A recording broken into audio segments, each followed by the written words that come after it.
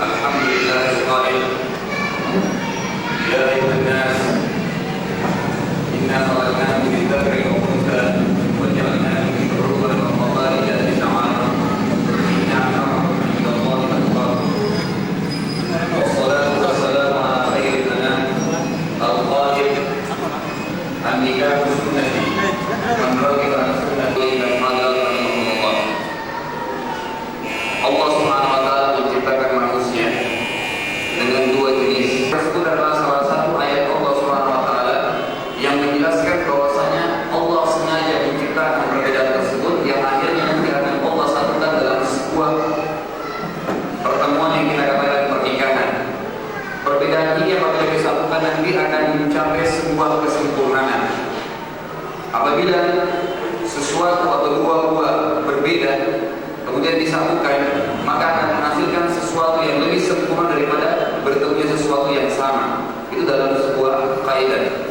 Oleh karena itu Allah dalam pertemuan antara dua jenis laki-laki dan perempuan ini dalam pertemuan yang kita kenal dengan pernikahan itu untuk menghasilkan sesuatu kesempurnaan dalam kehidupan manusia. Yang nanti akan ada hasilnya, seperti misalnya akan ada keturunan dari situ, bagaimana manusia menyaksikan dan meneruskan generasi kehidupan mereka. Dan juga kedua mempelai ini akan saling menutupi atau menutupi hubungan satu sama yang lain. Termasuk di sini tanda kutip yang kita katakan adalah hubungan seksual. Ulama sepakat mengatakan bahwasanya nikah adalah atau barang siapa yang melakukan pernikahan berarti dia telah mematikan banyak sekali gerakan-gerakan setan yang bisa merusak akhlak seseorang. Karena dengan melaksanakan pernikahan maka banyak sekali pintu-pintu setan yang dapat ditutup termasuk pelampiasan hawa nafsu. Dan tidak bisa dipungkiri bahwasanya Allah SWT telah menurunkan salah satu hukum syariah yaitu pernikahan itu untuk menunjukkan kepada manusia bagaimana cara dia melampiaskan salah satu kebutuhan manusia yang pasti dia butuhkan yaitu hubungan seksual dengan cara halal. Ibaratnya seperti ini. Apabila ada dua orang laki-laki dan perempuan dalam jenis ini melakukan hubungan seksual dalam keadaan yang haram atau kita kenal dengan kata-kata zina, kemudian pasangan hidupnya itu hamil, maka kedua mempelai atau kedua orang ini pasti akan malu. Begitu juga keluarganya, hanya karena ada pelaksanaan hubungan seksual yang salah. Bedakan dengan seseorang yang menikah dengan cara sunnatullah, kemudian keduanya jelas-jelas melakukan hubungan seksual seperti tadi, tapi ini dengan cara halal. Bagaimana bila pasangan hidupnya itu hamil?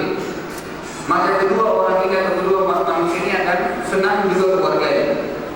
Inilah unsur timbal balik yang harus dipahami bagaimana hikmah Allah Subhanahu wa taala meletakkan yang terbaik dalam kehidupan manusia. Allah SWT mengatakan dalam ayat yang saya bacakan tadi, hai sekalian manusia, saya telah menciptakan kalian dari laki-laki dan perempuan dan juga dari marga-marga dan bangsa-bangsa yang berbeda-beda, itu agar kalian saling kenal mengenal. Ulama mengatakan benang merah yang bisa ditarik dari sini adalah bagaimana seseorang kalau bisa mencari calon mempelainya itu dari orang yang berbeda dari dia, artinya orang di luar daripada keluarganya. Ini lebih diafdalkan karena dia bisa lebih berkenal, saling memperbanyak hubungan silaturahmi antara sesama muslim. Kemudian Allah tekankan yang terakhir, inna akramakum indallahi atqakum. Ayat ini menjelaskan bahwasanya bagaimanapun rupanya dan bentuknya seorang suami ataupun seorang istri, kalau dia bertakwa kepada Allah Subhanahu wa taala, maka dia akan melebihi siapapun yang kita temukan di jalanan walaupun orang tersebut lebih sempurna ciptaannya. Makanya hati ayat tadi inna akramakum indallahi adalah perincian dari Allah Subhanahu wa taala dikatakan dari laki-laki dan perempuan, bagaimanapun bentuknya orang yang paling takwa yang mendapatkan nilai tersendiri. Hadis Rasulullah SAW menjelaskan bagaimana ada 3 orang rah atau orang yang alim di antara sahabat. Dalam beberapa riwayat disebutkan nama mereka.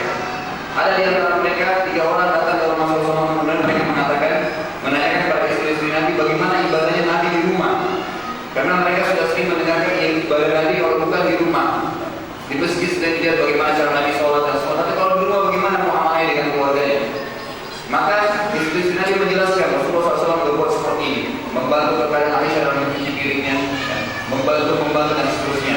Akhirnya sahabat ini dalam riwayat dikatakan ka'annahum aqalluha, seakan-akan 3 orang sahabat ini menganggap kecil perbuatan Nabi. Maka masing-masing mengatakan, saya akan sholat malam dan tidak akan pernah tidur selamanya. Karena ada yang Nabi mengatakan Nabi itu kalau malam dia tidur dan dia bangun sholat. Kemudian yang satu mengatakan saya akan meninggalkan perempuan selamanya, saya tidak akan pernah satu juga mengatakan, saya akan berpuasa dan tidak akan pernah buka puasa selamanya. Karena mereka ini, ya karena iman dan amalnya sudah bertambah sehingga mereka ingin berbuat sesuatu yang terbaik dan bisa menjadi hamba Allah yang terbaik pula. Maka suatu Rasulullah SAW keluar atau bertemu dengan mereka, maka Rasulullah mengatakan, "Antum allati qultum kadza wa kadza." Apakah kalian mengatakan seperti ini dan seperti itu? Maka mereka mengatakan, "Ya Rasulullah." Maka Rasulullah mengatakan, "Sesungguhnya saya ini atqakum, saya orang yang bertakwa di antara kalian. Dan saya menikahi wanita, kemudian saya juga tidur pada malam hari. Kemudian saya bangun untuk menjalankan sholat dan saya berpuasa juga, saya berbuka puasa." Lalu Nabi mengatakan dalam hadis yang saya katakan tadi, sama dibagi barang sunnah di Islam. Barang siapa menolak sunnahku maka dia bukan dari golonganku. Ingat, setiap ada konsep hadis yang datang mengatakan laisa minni atau laisa minna, itu hadis yang paling harus ditahdir oleh semua umat Muhammad SAW. Karena bisa membuat anda keluar dari jalur keislaman hanya karena bertolak ke situ. Jangan dianggap ini kata-kata Nabi mengatakan laisa minni atau laisa minna. Karena hadis itu menjelaskan bahwasanya orang itu bukan golonganku, menandakan dia bukan dari umatku, berarti dia kafir. Oleh karena itu jangan dianggap hadis seperti itu. Itu sekarang hikmah yang terbesar yang kita bisa ambil bahwasanya salah satu sunnatullah adalah pernikahan. Poin yang kedua yang kita bahas yaitu masalah hak dan kewajiban masing-masing. Di antara bahwa kita melaksanakan pernikahan, di mana ada kewajiban di situ ada hak. Begitu sebaliknya, orang kalau melaksanakan kewajiban dia akan mendapatkan haknya. Orang kerja dia akan mendapatkan haknya untuk menerima hasil dari kerjanya. Begitu baik itu berbuat amal di dunia, kita berbuat amal soleh, maka kita akan mendapatkan balasannya nanti di surga dan seterusnya. Ada 3 poin penting terhadap kewajiban seorang suami. Ini yang kita bahas. Dan kalau dia sudah melaksanakan ketiga kewajiban tersebut, maka dia akan mendapatkan hak dari istrinya. Dan sebaliknya, kalau ketiga kewajiban tersebut diberikan kepada suami, kepada istrinya, maka istri mempunyai kewajiban memberikan haknya suami. Jadi dengan membahas 3 poin ini maka akan terjawab semuanya. Kewajiban suami dan kewajiban istri juga hak kedua belah pihak. Yang pertama adalah kewajiban bagi seorang suami untuk menafkahi istri. Nafkah ini termasuk 2, nafkah batiniyah dan nafkah zahir. Kalau yang di luar itu seperti material, dia harus membutuhkan materialnya. Sebagaimanapun, sebagaimana dalam hadis dikatakan, ada seorang sahabat menanyakan, "Ya Rasulullah, ma haqqu zawj ala zawjah?" Apa haknya suami terhadap istri? Maka Rasulullah mengatakan, "Antuqimuha idza ta'imta wa antaksuha idza rasaita." Untuk memberikan makanan kepada dia sebagaimana engkau makan, dan juga memberikan pakaian kepada sebagaimana engkau gunakan pakaian. Ini hadisnya sangat kuat artinya. Jangan sampai seorang suami menggunakan pakaian yang begitu mahal, istrinya tidak menggunakan pakaian atau dilalaikan dengan dia. Ini kewajiban dia. Itu pertama. Dan ingat, kalau seorang suami lalai terhadap nafkah tersebut, maka dia akan sesuai dengan hadis Rasulullah SAW berkata Imam Daud dengan hadis sahih atau dengan sanad sahih. Rasulullah SAW bersabda, "Kafa bil mar'i ithman an yudayyi'a man yaqub." Cukup sudah dosanya seorang hamba, tidak bisa dihitung lagi bagaimana besarnya kalau dia meninggalkan orang yang seharusnya dia nafkah. Kemudian kalau orang mengeluarkan nafkah, kalau lagi maka dia mendapatkan pahala yang besar. Banyak sekali hadis yang menjelaskan seperti dikatakan dalam riwayat muttafaqun alaih dari riwayat Muslim. Rasulullah SAW mengatakan, "Innaka la tunfika nafaqatan tabtaghi biha wajhullahi illa ujirta biha hatta ma taj'alu fi imra'atik." Tidak ada satupun sesuatu pun yang kau keluarkan untuk nafkah, baik itu berbentuk material atau memberikan makanan, sesuatu pun yang kau harapkan untuk mendapatkan pahala Allah SWT, kecuali kau akan mendapatkan pahala dari nafkah tersebut. Sampai sepotong makanan pun yang kau letakkan di mulut istri itu bernilai pahala di sisi Allah SWT. Bahkan dalam hadis sahih lain dikatakan bahwasanya Rasulullah SAW menjelaskan, sebuah dinar yang kau keluarkan untuk berjihad di jalan Allah, sebuah dinar yang kau keluarkan untuk memberikan fakir miskin, sebuah dinar yang kau bantu dan seterusnya, banyak sekali yang disebutkan, dan sebuah dinar yang kau keluarkan untuk diberikan kepada keluargamu, maka yang paling besar pahalanya adalah yang kau keluarkan untuk keluargamu. Jadi di sini jelas sekali nafkah yang harus dikeluarkan. Yang kedua, wajibnya seorang suami membimbing istrinya nanti dan anak-anaknya juga termasuk kalau sudah dikaruniai itu dalam pembinaan agama. Bahkan ulama sangat mentakdir kalau ada seseorang yang berusaha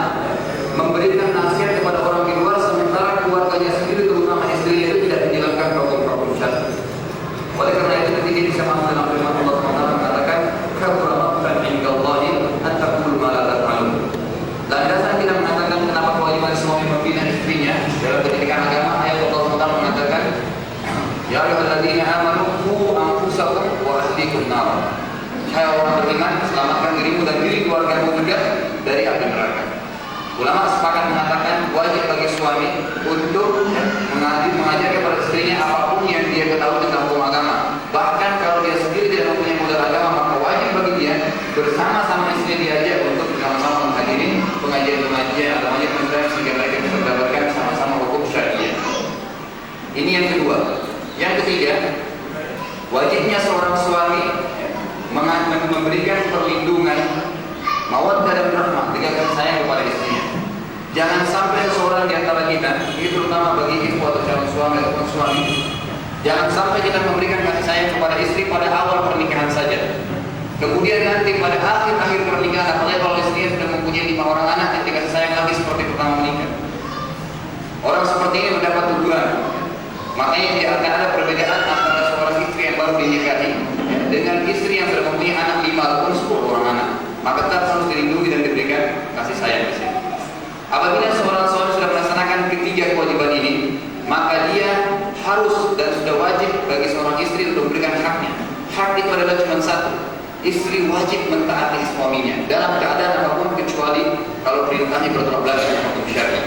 Bagaimana dalam hadis sahih Rasulullah SAW mengatakan kalau seorang suami memanggil istrinya dan untuk memenuhi hajatnya, hajat ini apa saja, baik itu dia memanggil untuk hubungan seksual ataupun dia dimanggil ya untuk meminta satu pertolongan pun, walaupun perempuan tersebut atau istrinya berada di corong asap rumah, maka wajib dia untuk turun dan menjawab panggilan suami.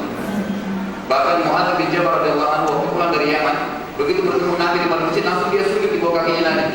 Maka dia mengatakan, "Ma hadza hai Mu'adz?" "Ma apa ini hai Mu'adz?" Maka Mu'adz mengatakan, "Ya Rasulullah, saya mendapati orang-orang di Yaman untuk saya berdakwah, mereka selalu sujud untuk pembesar-pembesar mereka. Maka saya sujud untuk Anda karena Anda adalah pembesar saya." Maka Rasulullah mengatakan apa? "La ya Allah, law kuntu amiran ahadan, law kuntu amiran ahadan an yasjuda li ahadin la amartu mar'ah an tasjuda li zawjiha." Kalau seandainya aku memerintahkan seorang boleh sujud selain daripada Allah SWT, maka saya akan perintahkan istri untuk sujud kepada suami karena taatnya. Sekarang apa kelebihannya kalau seorang istri taat kepada suami? Banyak fadilahnya. Ada yang diangkat beberapa riwayat, salah satunya adalah bagaimana salah seorang sahabiah datang kepada Rasulullah mengatakan, "Ya Rasulullah, kami suami-suami kami kalau ingin masuk surga gampang. Mereka pergi berperang, mati syahid, masuk surga. Kami juga ingin ya Rasulullah." Sahabat ini meminta membawa atas nama-nama sahabat yang lain agar mereka diizinkan untuk ikut berperang bersama Rasulullah SAW. Apa jawab beliau? Kalian cukup mengerjakan 3 hal di sini. Jagalah salat 5 waktu, kemudian jagalah kehormatan kalian, dan taatilah suami kalian. Maka kalian akan masuk dari 8 pintu surga, pilih dari mana kalian ingin masuk. Ini fadilah terbesar bagi seorang istri. Mereka tidak perlu repot-repot untuk mengikuti suami pergi berperang bersama-sama di perang. Kecuali bila sebuah wilayah muslim sudah diserang secara tiba-tiba, maka di sini wajib untuk semua laki-laki perempuan aktif untuk ikut membela agama Islam. Tapi kalau untuk berperang melawan jihad, maka itu bukan pekerjaan perempuan. Terus kemudian yang terakhir di sini, ini mungkin sudah memberikan hak dan kewajiban. Tentu tadi itu ketiga kewajiban suami itu sudah menjadi haknya istri. Dia mendapatkan nafkah, dia juga mendapatkan kasih sayang dan perlindungan, dan dia juga mendapatkan pendidikan agama. Dan kalau dia mendapatkan haknya, maka dia harus memberikan kewajibannya kepada suami, yaitu bertaat kepada suami.